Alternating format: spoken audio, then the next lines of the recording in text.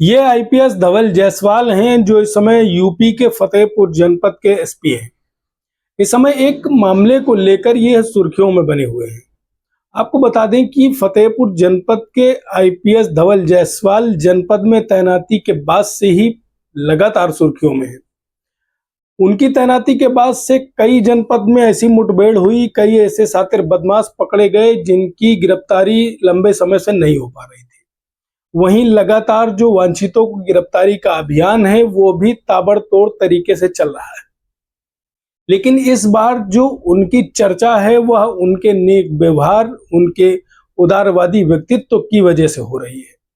आपको बता दें कि जनपद में एक ऐसा मामला सामने आया जो पहले तो पुलिस के लिए ठीक नहीं था, लेकिन पुलिस के जो मुखिया हैं उन्होंने उसको बेहतर बनाकर एक उदाहरण दिया और पुलिस का जो चेहरा है उसको जनता के बीच में बेहतर करने का प्रयास किया। आपको बता दें कि चांदपुर थाने में तैनात योगेश कुमार सिपाही का तबादला 112 जहानाबाद में हो गया था, जहां से उसने तबादले के बाद अपना जो सामान था उसको एक ई रिक्शा में लादा और उस ई रिक्शा चालक जिसका नाम बीरू सोनकर था उससे कहा कि इसको लेकर जहानाबाद थाने चलना है। बीरू सोनकर सारा सामान लेकर जहानाबाद थाने पहुंचता है। जहां सिपाही को पता करता है तो सिपाही वहां नहीं मिलता। जब रिक्शा चालक ने फोन किया सिपाही को तो सिपाही का फोन भी बंद मिलता है।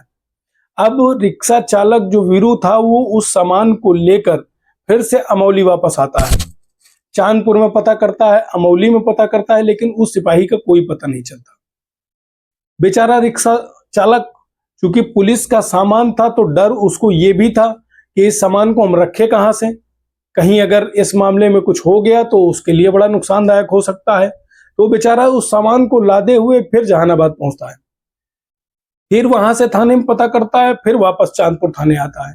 ये सिलसिला 2 से 3 दिन तक लगातार चलता रहा। उस ई रिक्शा चालक के सामने रोजी रोटी तक का संकट आ गया। 2-3 दिन बेचारा लगातार सिपाही का सामान लादे यहां से वहां, थाने से थाने के चक्कर लगाता रहा। अंत में जब यह मामला मीडिया के पास पहुंचा और यह मामला सुर्खियों में आया तो तत्काल पुलिस अधीक्षक ने योगेश कुमार राय जो सिपाही है उसको निलंबित कर दिया और विभागीय जांच के आदेश दे दिए। इस मामले में पुलिस अधीक्षक ने जो एक बड़ा काम किया ये किया कि उन्होंने ई रिक्शा चालक को, जो लगातार 3 दिन से पुलिस की वजह से, एक सिपाही की वजह से परेशान था, उसको उन्होंने एक सरकारी गाड़ी भेजी और उसके गांव से उसको उस वाहन में पुलिस अधीक्षक कार्यालय बुलवाया और उसका अंग वस्त्र पहनाकर सम्मान किया और उन्होंने खेद प्रकट किया कि अगर पुलिस से उसको कोई तकलीफ हुई है तो उसके लिए वह खेद प्रकट करते हैं। फिर उन्होंने उसको, जो 3 दिन वह परेशान रहा, 3 दिन उसके रिक्शा का किराया था, वह पूरा किराया उन्होंने पुलिस अधीक्षक ने अपने पास से दिया।